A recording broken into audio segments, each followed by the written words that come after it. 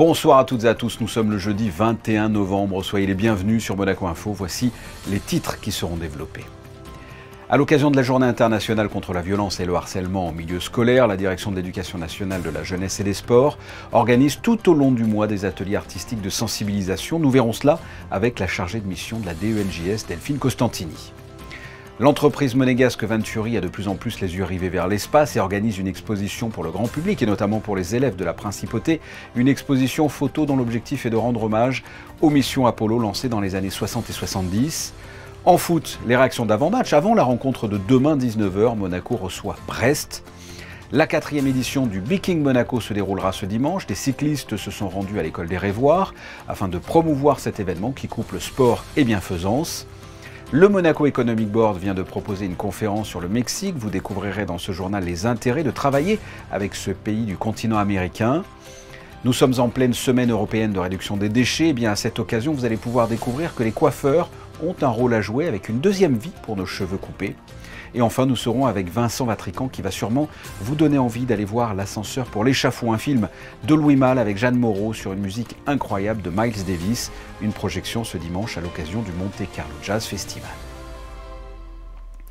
Le 7 novembre est la journée internationale contre la violence et le harcèlement en milieu scolaire. Selon une enquête française menée sur les réseaux sociaux, sur plus de 10 000 jeunes, 30% déclarent avoir été victimes de harcèlement scolaire au cours des 12 derniers mois et 9% disent être harcelés régulièrement.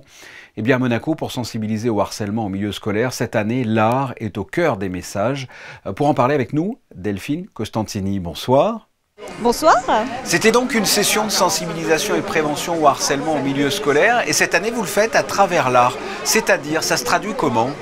Alors cette action a été proposée tout d'abord par les femmes leaders de Monaco avec le soutien de la VIP qui nous ont présenté ce projet et c'était pour justement avoir une autre approche des questions de harcèlement et de violence en milieu scolaire, notamment pour que les élèves puissent aborder la question des émotions, ce qu'ils ressentent et pouvoir après l'exprimer auprès des autres élèves. Donc c'est un travail qui se déroule dans plusieurs établissements de la Principauté avec plusieurs dates, plusieurs artistes, c'est ça ? Tout à fait. Tout à fait. Donc elles se sont déroulées tout le mois de novembre, tous les jeudis.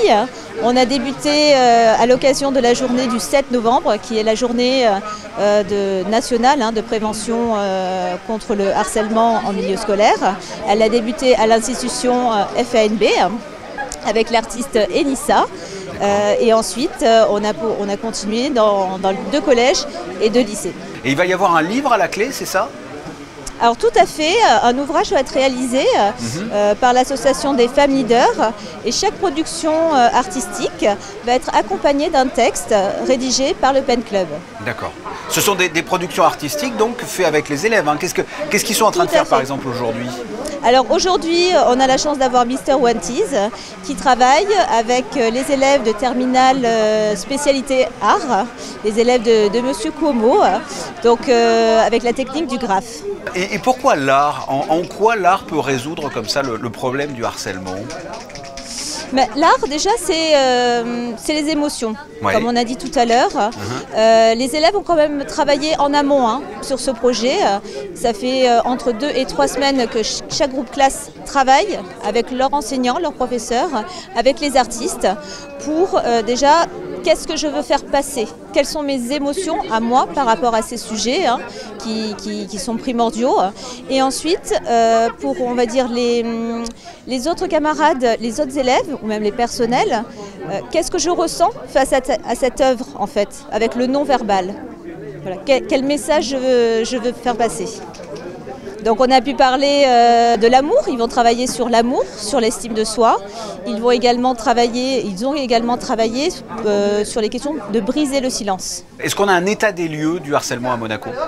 Alors l'année dernière, on a eu 45 cas, 45 signalements en fait, de faits supposés de harcèlement ou de violence en milieu scolaire. Et à l'issue de l'enquête menée par les établissements, 13 cas avérés de harcèlement scolaire ont été détectés. Et qu'est-ce qu'on en appelle d'ailleurs du harcèlement ? Quelle est la définition du harcèlement ? Le harcèlement, c'est le fait de soumettre un élève ou un groupe d'élèves à des actes ou à des omissions, de façon volontaire ou non, qui vont conduire à une dégradation de ses conditions scolaires. Et cela peut se traduire par de la crainte, de la peur, par une baisse de l'estime de soi. Mais il ne faut pas oublier également les violences en milieu scolaire, où là, contrairement au harcèlement, c'est un acte qui permet de caractériser un fait de violence. Et quand vous parlez des 13 cas avérés, qu'est-ce que vous avez fait? Qu'est-ce qui s'est passé pour ces 13 cas? Alors pour ces 13 cas avérés, déjà les familles et la victime étaient informées de l'issue de l'enquête. Donc ils reçoivent un courrier de l'établissement scolaire ou de l'éducation nationale lorsque nous sommes directement saisis. Et ensuite, des mesures de protection, mais également des sanctions à l'encontre de l'auteur vont être prises. Et il y a eu du mieux, ça s'est arrangé après, sur ces 13 cas?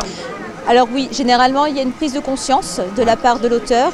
Et également, pour l'élève victime, il y a le processus de reconstruction qui peut également qui se met en place, qui s'enclenche. C'est très important d'être reconnu comme victime. Je voudrais pour finir donc donner un numéro de téléphone, si vous êtes harcelé, si un de vos proches est harcelé, vous avez le numéro élève en danger, c'est le 98 98 96 96, 98 98 96 96, et vous avez aussi l'adresse mail denjsviolence@gouv.mc. Delphine Costantini, merci d'avoir répondu à mes questions. Merci à vous. Aller sur la Lune par le biais d'une exposition de photographie. C'est l'expérience à laquelle se sont prêtés des élèves de 4e et de 3e du collège Charles III. Une visite guidée aux 7 rues du Gabian du côté de Venturi. L'objectif, comprendre et rendre hommage aux missions Apollo dans les années 60 et 70. Reportage de Marie Bonnet-Blanc et Olivier Bonello.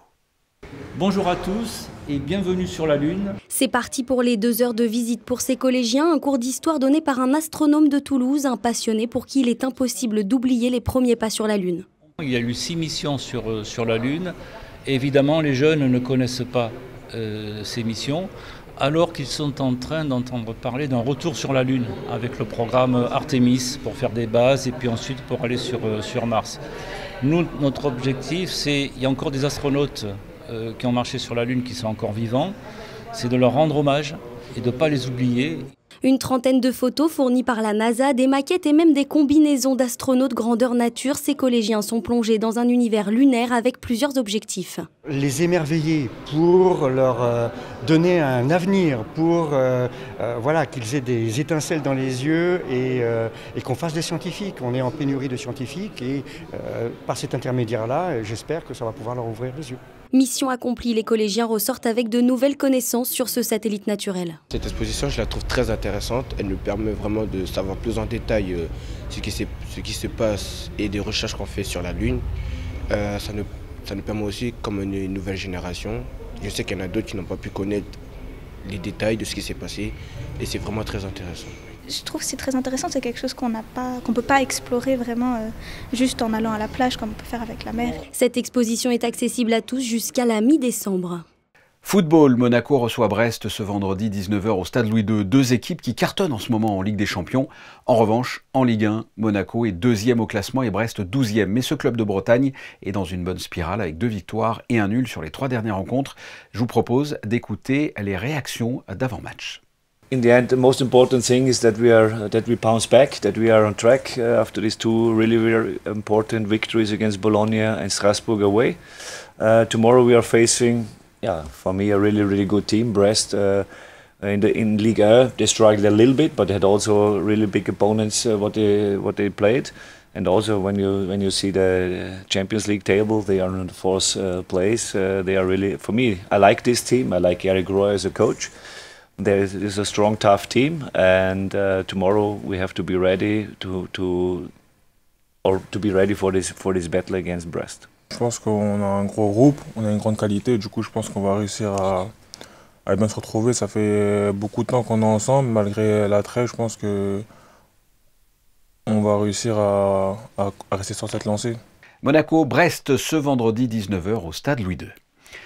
Quelques mois après avoir accueilli la dernière étape du Tour de France, la Principauté célèbre de nouveau le cyclisme et ses valeurs avec la 4e édition du Bee King Monaco qui se déroulera ce dimanche. Victor Angelotti et Matteo Trentin se sont rendus à l'école des Révoirs afin de promouvoir l'événement auprès des plus jeunes. Reportage de Gaëtan Lebrun et Alexandra Marangoni.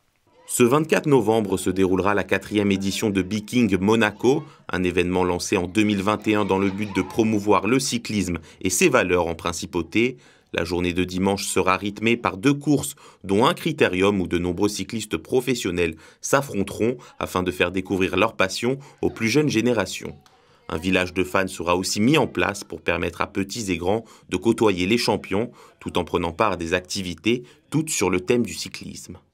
L'événement va commencer sur les coups de 9 h avec le Pro-Am Race. Donc ce sera une course entre professionnels et amateurs qui se courira en contre-la-montre. Donc on fera plusieurs tours et l'équipe évidemment la plus rapide l'emportera. Après à 11 h, 11 h 30, il y aura une balade entre guillemets avec les champions. Donc tous les enfants sont invités à venir, partager un bon moment avec les professionnels et pouvoir faire du vélo en sécurité autour du port Hercule. À 14 h, on aura la course des professionnels donc qui couriront durant environ 2 heures. Toute l'après-midi, tous les professionnels seront disponibles pour le public. Donc ça va être une belle journée, une belle après-midi autour du vélo. Un événement tourné vers le sport, mais pas que. Le Bee King Monaco se veut être une course qui rassemble afin de sensibiliser et éduquer sur les bienfaits du vélo, autant sur le plan de la santé que sur celui de l'environnement. Plusieurs actions caritatives seront mises en place tout au long de la journée afin de collecter des fonds et soutenir différents projets éducatifs et sportifs. Pour connaître le cyclisme en première chose, et aussi pour sensibiliser un petit peu la population que toujours avec la voiture, c'est pas bon pour l'ambiance, c'est pas bon pour la principauté. Nous avons un grand service que c'est le monobike. C'est un service de partager vélo qui marche très bien et beaucoup de personnes vont utiliser ça. Je pense qu'encore plus de personnes peuvent l'utiliser pour aller au travail le matin. Et comme ça, tu n'as pas de voitures sur la route. C'est moins de bruit, c'est moins de chaos, c'est une meilleure vie pour tout le monde. Une édition 2024 qui sera marquée aussi par la présence de Tadej Pogačar, champion du monde en titre et double vainqueur du Tour de France. Effectivement, du beau monde ce dimanche pour ce Bee King Monaco. Vous le savez, régulièrement, le Monaco Economic Board propose des conférences à thème à ses adhérents. La dernière en date a offert un coup de projecteur sur le Mexique, pays considéré comme étant la 2e économie d'Amérique latine. Plus de détails dans ce reportage d'Émilie Rousseau et Arnaud Imbert. C'est l'une des destinations prisées pour les vacances. Le Mexique ne séduit pas seulement les touristes, il attire également de nombreux entrepreneurs étrangers venus investir dans ce pays dont la superficie représente 4 fois la France. On est bien placé géographiquement, on est entre 2 océans, mais aussi on est à côté des États-Unis et du Canada qui représentent un marché très important. Il faut savoir que le Mexique, c'est une puissance économique très forte, c'est un pays immense, c'est un pays qui est très proche des États-Unis sans en même temps en avoir la législation complexe et un petit peu contraignante que peuvent avoir les États-Unis. Donc du coup, pour nous, c'est une excellente occasion de faire découvrir aux entreprises monégasques cette espèce de nouvelle Eldorado qu'est le Mexique. Avec une économie diversifiée, le Mexique présente un large panel de secteurs d'activité. Nous avons la logistique, nous avons le trading international, nous avons les matières premières. Il y a beaucoup de points communs avec les petites et les moyennes entreprises de Monaco. Et puis évidemment, il y a le tourisme. Si le PIB du Mexique avait considérablement chuté dans les années 90, le pays connaît depuis plusieurs années une croissance très importante. Il est aujourd'hui la 11e puissance commerciale du monde avec un produit intérieur brut en hausse. Il a su également faire face à la crise sanitaire de 2020. Pendant le Covid, le Mexique n'a pas fermé les usines et ça fait que beaucoup de pays se sont implantés, se sont développés chez nous parce que tout était fermé. Et ça fait connaître les travailleurs mexicains qui sont des gens qui travaillent beaucoup. Et on travaille beaucoup, on a un bon niveau de préparation et surtout, les Mexicains, ce sont des gens qui savent travailler en équipe, ils savent faire des équipes. Tout ce qui est très important pour l'industrie. Et la présence de l'ambassadrice à cette conférence du MEB peut laisser entrevoir une future mission économique au Mexique. Elle pourrait avoir lieu l'an prochain ou en 2026. Saviez-vous que nos cheveux peuvent servir à la création de tissus, d'isolants pour nos intérieurs ou encore de dépolluants pour les océans? L'association Coiffeurs Juste récupère cette matière première dans des milliers de salons de coiffure en France et en Europe, et peut-être bientôt à Monaco. Sarah Nkari et Camille Caloni sont allées à la rencontre de son fondateur, actuellement en principauté, dans le cadre de la Semaine européenne de réduction des déchets. Voyez le reportage. Et si, en allant se faire une beauté, nous faisions aussi une bonne action pour la planète? C'est l'idée de ce coiffeur varois qui, un beau jour, a décidé qu'il ne jetterait plus les cheveux de ses clients, mais qu'il les réutiliserait à des fins utiles, comme pour réaliser ces boudins destinés à être placés dans les cales de bateaux pour absorber les hydrocarbures, une résolution très appréciée dans son salon. Nous les coiffeurs, en étant en contact avec les gens, on peut véhiculer des belles idées parce qu'on parle avec eux pour le recyclage, pour la dépollution, pour tout ça. Pour les enfants, ça leur plaît beaucoup parce que de donner leurs cheveux pour dépolluer, pour eux c'est génial. Donc en fait ça apporte de la clientèle. Donc quelque part, le coiffeur qui adhère à l'association, il n'est pas perdant du tout, au contraire. Et pour que cette initiative prenne racine à Monaco, dans la 50aine de coiffeurs implantés, cette professionnelle a déjà tout imaginé. Les acteurs, pour moi, ce seraient les commerces de luxe que nous avons sur Monaco, qui pourraient financer la création des sacs. Le gouvernement pourrait poser son logo sur les sacs et faire participer la MAPI pour nous déposer les sacs dans les salons de coiffure et les récupérer tous les mois ou tous les 15 jours et les déposer à la SMA, qui puisse la SMA les expédier directement à Coiffeurs Juste qui se trouve en France. Pour l'instant, dans l'Hexagone, le système fonctionne grâce à une petite contribution des clients d'environ 50 centimes par coupe. À savoir que le cheveu est un matériau robuste, flexible et biodégradable qui peut aussi servir à la production de textiles, d'isolants, de pinceaux ou encore de fertilisants. Bref, les possibilités sont immenses. Le reste de l'actualité en bref, l'Abyss Monte Carlo vient d'être couronné au Gotemio 2025. Le restaurant de Yannick Aleno et du maître sushi Yasunari Okazaki a reçu une prestigieuse distinction de 17 sur 20 qui est synonyme de table de prestige, alors que ce restaurant à l'hôtel Hermitage n'a ouvert qu'en juillet dernier. Monaco accueillera le 7 décembre prochain un dîner inclusif, sans frontières, au Novotel, un événement organisé par l'association Restaurant en partenariat avec entre autres le Grand Cordon d'Or de la cuisine française et Monaco Goût et Saveur. Ce dîner rassemblera des chefs renommés et mettra en lumière les talents des personnes en situation de handicap dans le domaine de la gastronomie. Et si l'on se faisait une séance de ciné, c'est ce que vous propose l'Institut audiovisuel en partenariat avec la SBM à l'occasion du Monte Carlo Jazz Festival, avec la projection ce dimanche 18h à l'Opéra Garnier de L'Ascenseur pour l'échafaud, un grand classique de Louis Malle avec la musique de Miles Davis. On se retrouve pour en parler avec Vincent Vatrican. Vincent Vatrican, bonsoir. Bonsoir Fabien. Aujourd'hui, on s'attaque à un film de Louis Malle de 1957, Ascenseur pour l'échafaud. C'est un film dans le cadre du Monte Carlo Jazz Festival? Oui, on a cherché à pénétrer ce mythique festival voulu par Jean-René Palacio. Je lui suis évidemment très reconnaissant d'avoir accepté cette idée d'amener un peu de cinéma dans ce festival, mais évidemment pas n'importe quel cinéma, un cinéma qui soit en lien avec le jazz et la musique. Et là, le lien n'est pas un lien à l'image, mais un lien par la bande-son. C'est ça, parce que d'habitude, c'est toujours un film qui avait un rapport avec le jazz. Oui. Là, c'est pas le cas.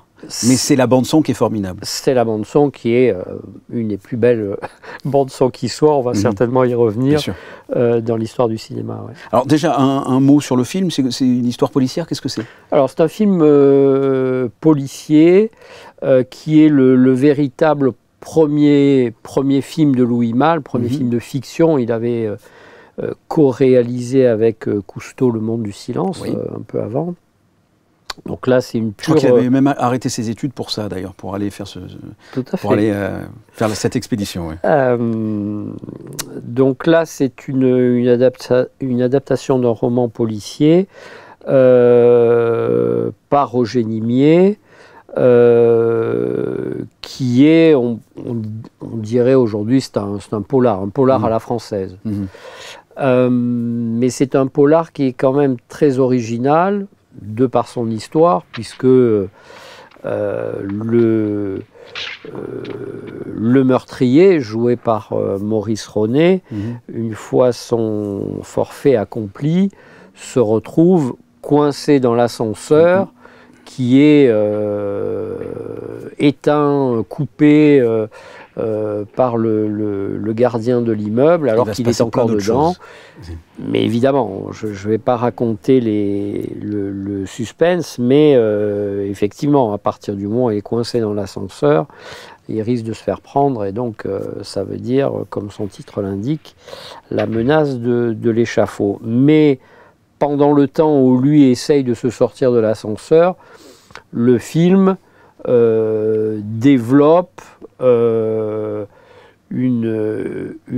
l'histoire qu'il partage avec Jeanne Moreau, son amante dans le film. Oui, parce qu'il y a une pléiade d'acteurs, hein, Jeanne Moreau, Lino Ventura, Jean-Claude Lino Brialy. Ventura qui joue un petit rôle, on va dire, de policier.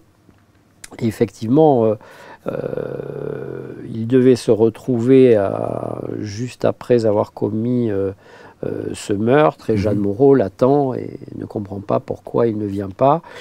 Et donc, un certain nombre de scènes de déambulation de Jeanne Moreau dans Paris, de nuit, magnifiquement photographiées par le chef-op du film, Henri Dequet. Et donc nous y voilà pour porter cette déambulation, cette errance nocturne, les notes de la trompette de Miles Davis l'accompagnent. Et son groupe. Et son groupe, bien sûr. Et c'est évidemment magique. Oui, qu'est-ce que ça apporte parce qu'il y a une rythmique, il y a quelque chose d'exceptionnel, effectivement. Alors ça apporte beaucoup de choses. Moi, je pense, j'ai fait l'expérience sur 2-3 séquences où j'ai coupé la bande-son. Et je trouve le film beaucoup moins moderne. Et c'est ce qui fait aussi le charme du film, parce qu'il y a un moment où presque c'est la musique qui donne le rythme de la mise en scène. Je ne sais pas si vous comprenez ce que je veux dire, c'est que y a un moment dans le film, puisqu'il se fait voler sa voiture par 2 jeunes, donc c'est une séquence un peu greffée qui, à mon avis, est un petit peu mal équilibrée, etc. Mais tout ça tient justement toujours par la musique de Miles Davis, par ces lignes musicales qu'il arrive à distiller au bon endroit, qui font écho à certaines scènes, à certains personnages. Et du coup, on a l'impression que la mayonnaise prend grâce à Milou. Mais écoutez, allons voir Ascenseur pour l'échafaud dans la salle Garnier à l'occasion du ça sera un très grand moment. Jazz Festival. Merci Vincent. Merci Fabien.